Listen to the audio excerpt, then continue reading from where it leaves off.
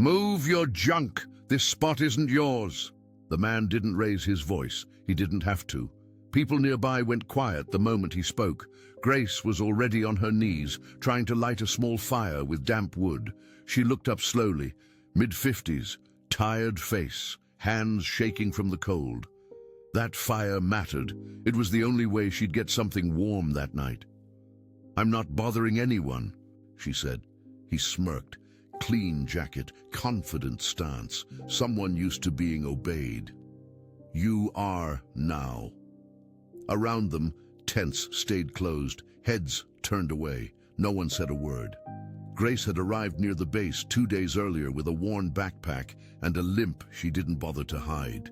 She wasn't asking for money, she wasn't begging, she just wanted a place to sleep without being chased off. That alone made her stand out. Here, near the tall fences and warning signs of Fort Clay, everyone knew the rules. Some people got water, some got shelter, some didn't, and the ones who decided were never the ones shivering at night. The man nudged her pot with his boot. It tipped over, spilling what little water she had left into the dirt. "Protection costs," he said casually. "And you didn't pay." Grace clenched her jaw but stayed silent. That's when he leaned closer. "Last chance, pack up, or it gets worse." She looked around, a veteran pretending to sleep, a young mother pulling her kid closer, fear everywhere, silence doing the talking. Grace stood up slowly and slung her bag over her shoulder. The fire died with a hiss. As she walked away, cold already crawling up her spine, one thought burned louder than the wind. Who decided this was okay? And what happens when someone finally refuses to disappear? The dust coated everything around Fort Clay, a fine, gritty blanket over broken pavement and dry scrub brush. It clung to the faded tents and patched up RVs that dotted the landscape just beyond the base's perimeter fence. This was not a place of green lawns and neat houses. This was where the forgotten parts of life settled, a collection of cast-off pieces and hard-luck stories, all trying to make do in the long shadows of the sprawling military installation. From a distance, Fort Clay looked like a fortress of order. Its gates were tall, its buildings stern and uniform. You could hear the distant rumble of heavy vehicles and the sharp bark of drill sergeants echoing across the flatlands. But outside, past the official signs and the guard posts, a different kind of order or disorder reigned. Here, small camps huddled together, filled with people who had nowhere else to go. Veterans, many of them, carrying the weight of old wars and new struggles. Young families, barely scraping by, their lives tied to low-paying jobs or the meager hope of finding one, and locals who had seen their town dry up, leaving them with little but the dust and the promises of a better tomorrow that never seemed to arrive. Life here was a constant grind. Every day was about finding enough to eat, a safe place to sleep, and a way to keep warm when the nights turned cold. It was a world of whispers and quick deals, where small favors were traded like precious currency. A shadow economy thrived in the margins, trading in everything from scavenged goods to desperate pleas for help.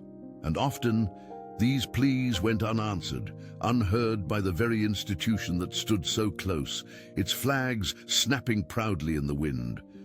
The complaints were there, scattered like loose change on the ground, picked up by some, ignored by most. Tales of unfairness, of things going missing, of people being taken advantage of. But they rarely made it past the perimeter, dissolving into the wind before they could reach anyone who might truly care. General Evelyn Reed had heard those whispers, though not from the dusty roads themselves. She'd heard them in hushed reports, buried in stacks of paperwork, dismissed as civilian issues or isolated incidents. But Reed knew better. She was a two-star general, a woman whose career was built on duty and integrity. The army wasn't just a job for her, it was a promise, a creed. And that promise felt broken here, on the edges of Fort Clay. A past incident, a close family friend swallowed by institutional failure, had left a deep mark on her. It was a wound that hadn't healed, a wrong that still burned. She couldn't let it happen again, not on her watch, not to these people. So Evelyn Reed stripped away her rank, her uniform, her name. She became Grace. Grace was a middle-aged woman, her face etched with the weariness of too many hard days. Her clothes were worn, her hair practical and unremarkable. She looked like she could be anyone, another face among the many trying to disappear into the harsh landscape. No one would look at Grace and see a general. No one would see the power, the sharp mind, the unyielding resolve. They would just see another soul struggling on the fringes. Grace arrived near Fort Clay on a late afternoon, the sun dipping low, casting long, hungry shadows. She had a worn backpack, a blanket, and nothing else of value. She walked with a slight limp, a detail she'd practiced, adding to the illusion of a body breaking down under the weight of life. She found a spot, a little hollow behind some sparse bushes, out of the direct line of sight from the main road. The air was cool, carrying the scent of dry earth and something vaguely metallic from the base. Other small fires dotted the distance, each one a tiny beacon of human presence against the encroaching night. As the days turned into nights, Grace settled into the rhythm of the camps. She observed, she listened, she watched how people traded, how they tried to help each other, and how easily they could be pushed around. She saw the patterns quickly: basic necessities, a good spot to sleep, access to water, even a bit of warmth weren't always free. They came at a cost, a favor, a piece of whatever small earnings someone might have. There was a system, an unspoken set of rules enforced not by military police or local sheriffs, but by certain figures who seemed to hold sway. These were the gatekeepers of the forgotten, the ones who controlled the trickle of resources. And then there was Staff Sergeant Marcus Thorne, Mac, as most called him. He was a non-commissioned officer, a staff sergeant, with a clean, pressed uniform even when he was off duty and lingering near the camps. He had a way about him, a smile that didn't quite reach his eyes, a confidence that bordered on arrogance. He was charismatic, yes, but it was a charisma that drew people in only to bind them. Mac Thorne moved through the camps like he owned them, like every person living there was part of his own private kingdom. He controlled access to almost everything that mattered, from shelter in a rundown community hall to jobs picking up scrap metal for a pittance. He offered protection, a vague promise against unseen dangers, but everyone understood it was really protection from him, and it always came with a price. Grace saw him for what he was, a spider at the center of a web, pulling strings, trapping the desperate. She watched him collect payments, dole out favors, and make demands. He saw her too, a new face, an unknown element. She wasn't asking for help, not yet. She wasn't falling in line. That made her a problem. One evening, as Grace was trying to start a small fire with damp wood, just enough to boil some water for instant coffee, Thorne approached her camp. His shadow fell over her, long and imposing in the fading light. He didn't say hello. He just stood there, hands on his hips, his uniform crisp, a stark contrast to her own worn clothes. "You new here, old-timer?" he asked, his voice smooth but with an edge that cut through the quiet air.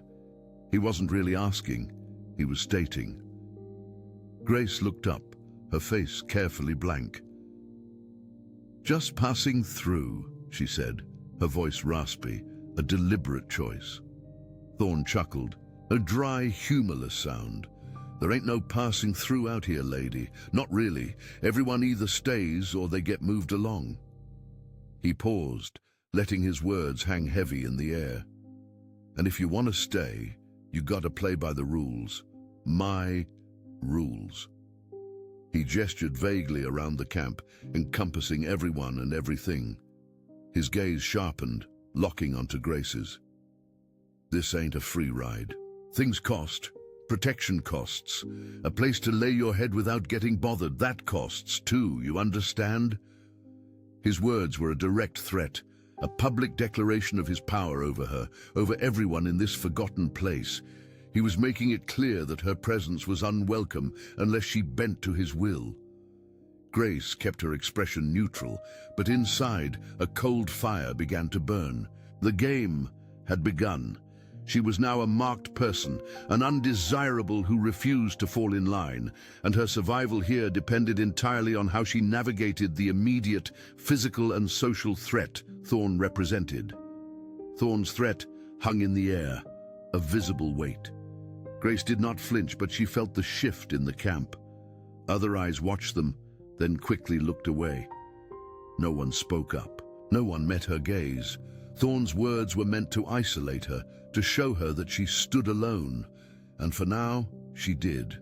Her mission depended on it.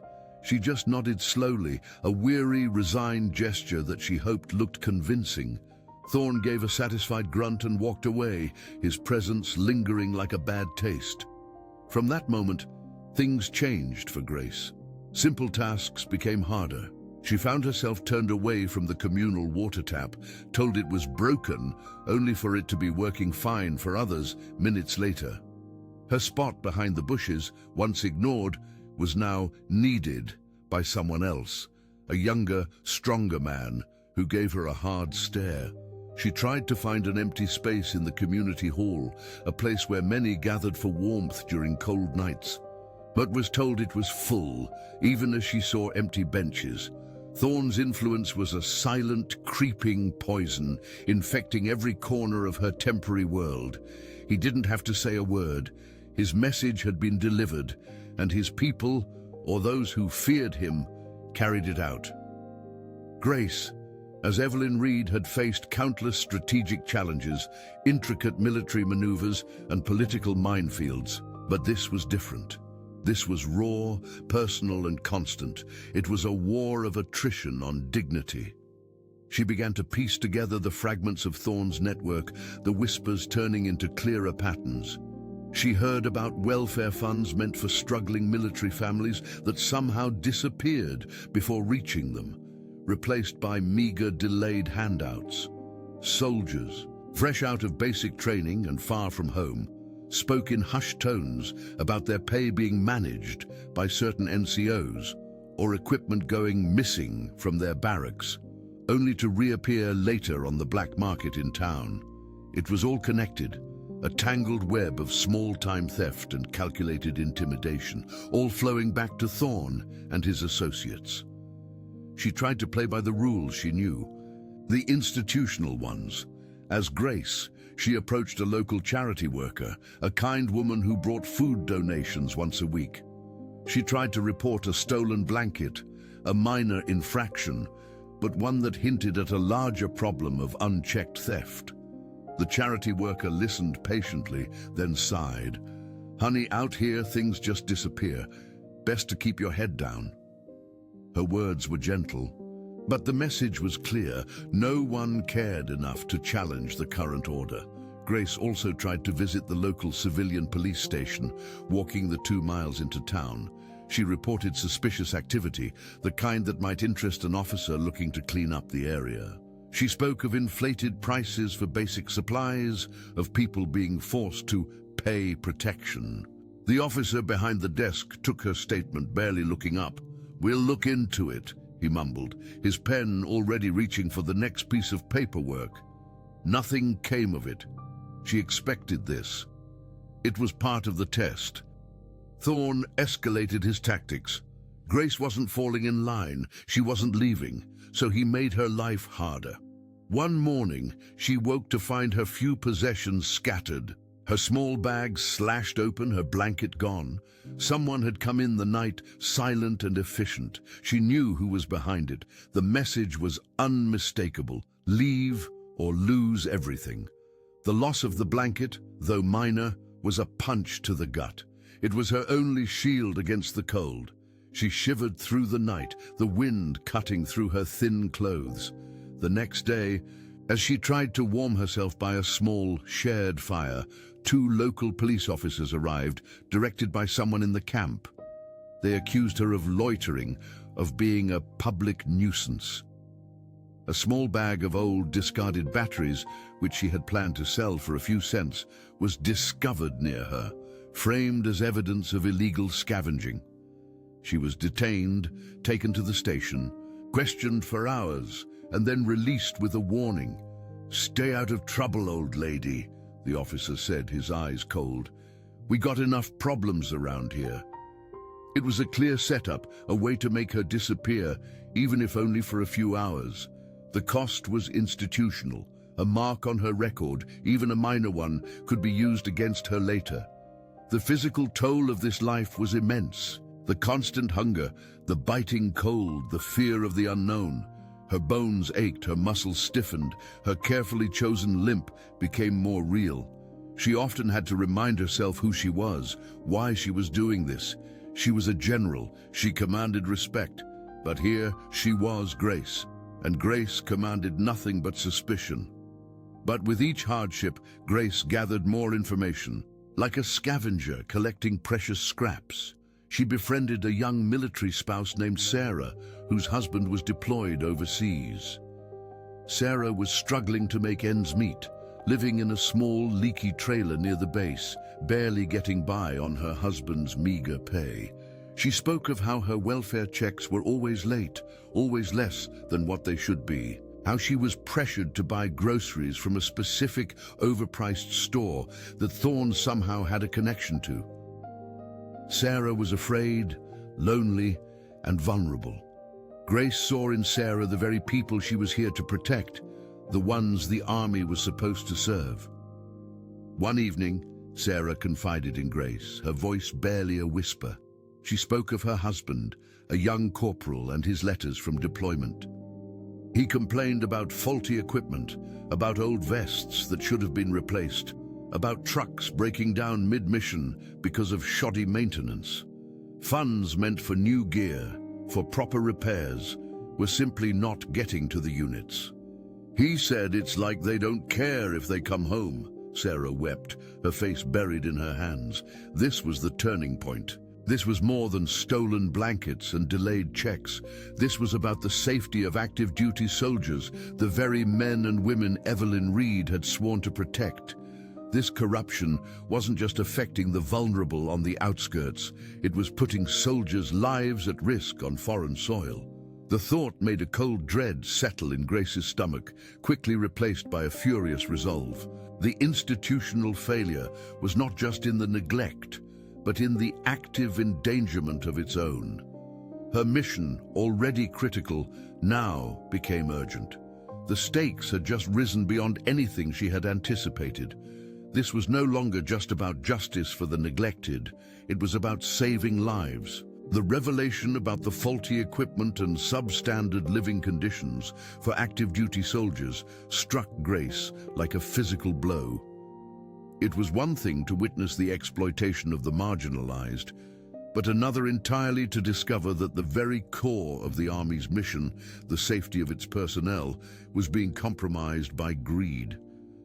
Sarah's tears, her husband's distant pleas from a war zone, amplified the urgency. Grace knew she had to act, and soon. The quiet, watchful gathering of information had to turn into strategic offense. Thorne, however, was not idle. He seemed to sense a shift in Grace's resolve, a new firmness in her eyes, even beneath her weary facade. Or perhaps it was just his growing annoyance that she still hadn't disappeared. The harassment intensified. Her few remaining possessions, a worn cooking pot and a small plastic tarp, vanished from her temporary shelter. She now had nothing but the clothes on her back and the growing weight of evidence in her mind. The emotional toll began to mount. The constant vigilance, the hunger, the cold, the indignity of being treated as nothing. It chipped away at her. There were moments, alone in the biting night, when General Evelyn Reed fought to reassert herself over Grace. She yearned for her uniform, for the authority that came with her stars, for the simple power to make things right with a single command. But that was precisely what she had given up. She had to experience this, truly live it, to understand the depth of the rot. The memory of her family friend, lost to a system that failed to protect him, burned bright. She felt the injustice in her bones. She couldn't fail these people, not after witnessing their silent suffering firsthand. The stakes escalated dramatically when Sarah herself became a direct target. Thorne had noticed Grace and Sarah talking, their shared misery creating a bond. He saw it as a challenge, an attempt by Grace to build a small pocket of resistance. One afternoon, Sarah's trailer was vandalized. Its already flimsy door was ripped from its hinges, and the few items inside were strewn outside, ruined by the dust and the elements. A crude, threatening message was spray-painted on the side of the trailer. "Mind your own business." Sarah was devastated, her fragile sense of security shattered. She was already so close to breaking, and this act pushed her to the edge. Grace found Sarah sitting on the ground outside her wrecked trailer, sobbing uncontrollably. The young woman looked at Grace with wide, terrified eyes. "He said if I talk to anyone again, he'll make sure my husband never sees another payday," Sarah whispered, shaking. "He said he knows where my family lives. He knows everything." The fear in Sarah's voice was raw, palpable. This wasn't just about intimidation anymore. It was about destroying lives, dismantling hope. This was the limit. Evelyn Reed had pushed herself to endure the suffering, to live in the shadows. But she would not stand by while an innocent, vulnerable woman was terrorized to this extent. This was a clear act of malice, a direct assault on the well-being of a military family, a breach of every value the army stood for. It was a line Thorne should never have crossed. Grace knew the time for passive observation was over. She understood the true nature of Thorne's network now. It wasn't just him. He was a cog in a larger, broken machine. The consistent dismissal of complaints, the indifference of local authorities, the diverted funds, it all pointed to a wider chain of command that was either actively involved or willfully blind. Thorne was protected, and that protection came from above. She needed an opportunity, a moment when the hidden rot could be exposed in plain sight, undeniable to anyone. She began to plan, using the deep knowledge of military protocols and institutional weaknesses that was ingrained in her very being.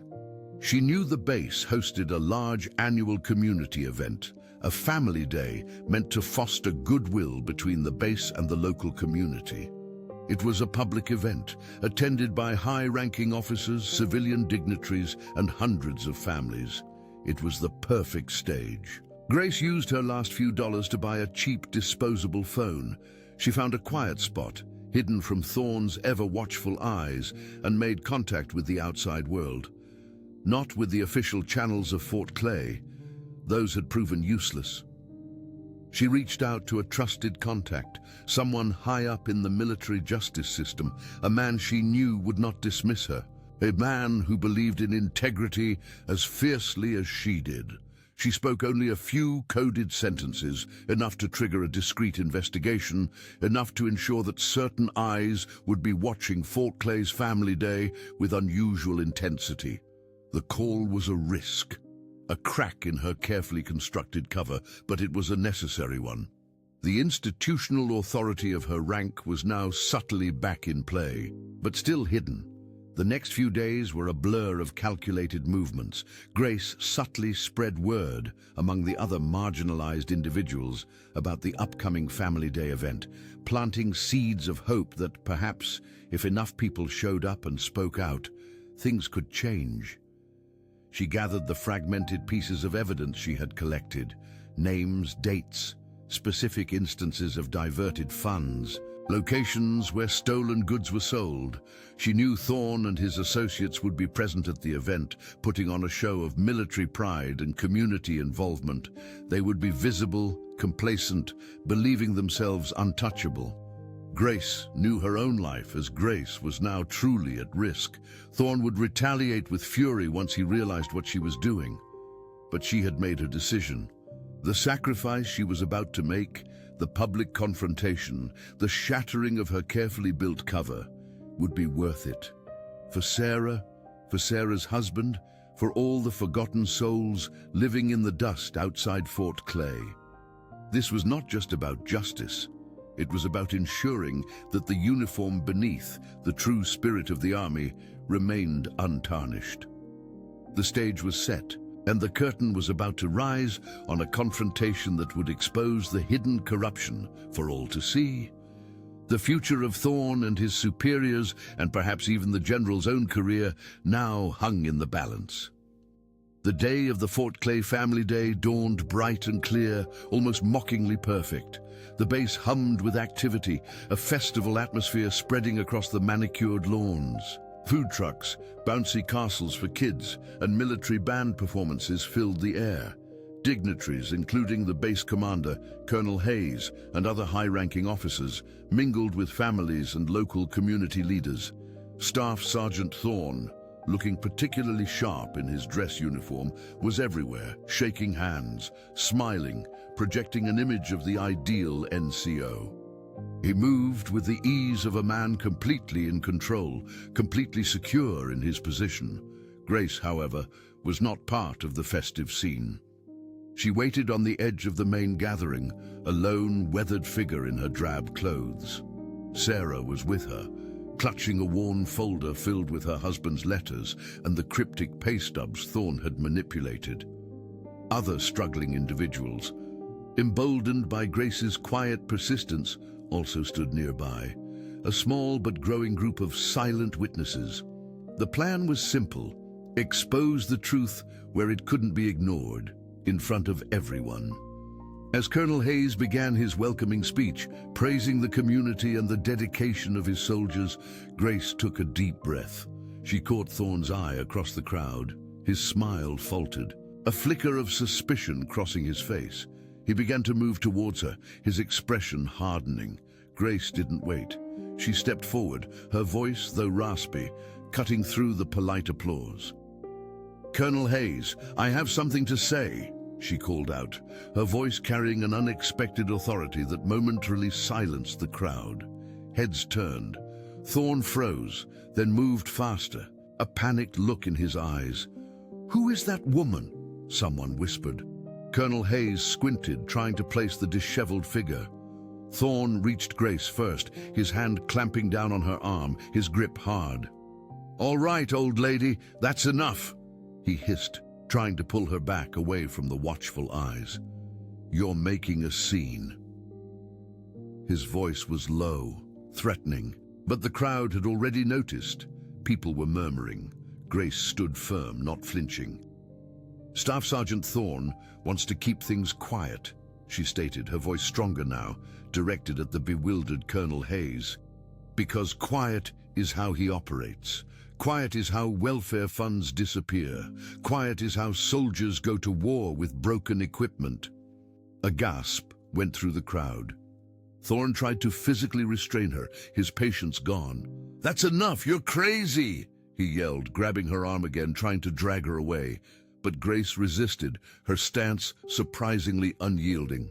"This man," Grace declared, pointing a trembling finger at Thorn, "controls access to food, shelter, and even paychecks. He profits from the despair of veterans, military families, and even active duty soldiers." She then gestured to Sarah. "Ask Sarah here about her husband's pay. Ask her about the threats she received." Thorn lunged forward, his face contorted with rage, intending to silence her, to physically remove her from the public eye. His hand shot out, grabbing at her, trying to force her down. He misjudged her strength, her resolve. He saw only a frail, old woman.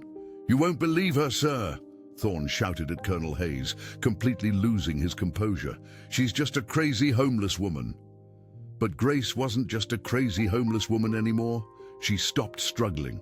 She looked Thorn dead in the eye, her gaze suddenly sharp, piercing, filled with a power he had never seen. Then, with a deliberate, slow movement, she reached up and unbuttoned the top button of her worn, oversized shirt.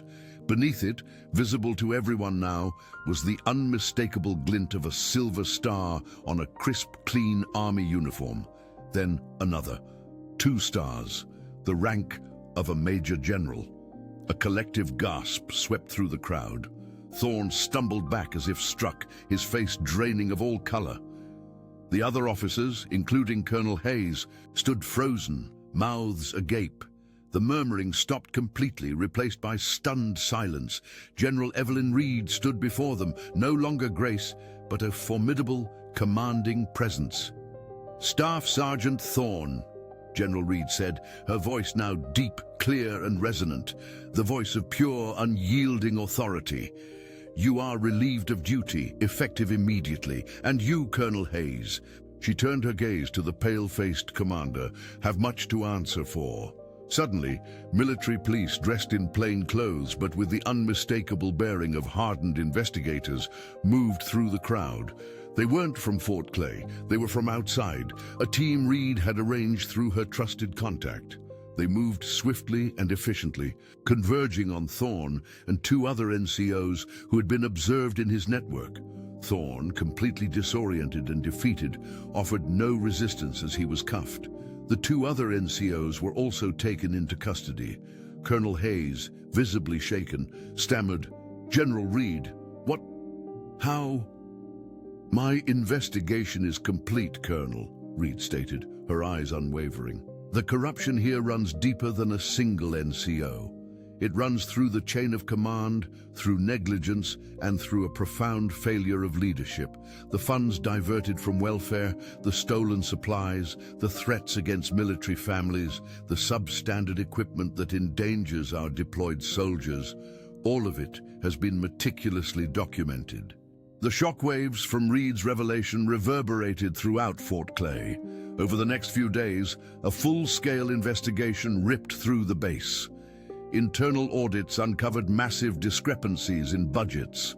Testimonies from Sarah and other individuals, now safe to speak, provided irrefutable evidence. High-ranking officers, including Colonel Hayes, were arrested and faced military justice for their complicity and willful negligence. Thorne and his immediate associates were charged with multiple counts of fraud, theft, and intimidation. The corrupt chain of command crumbled.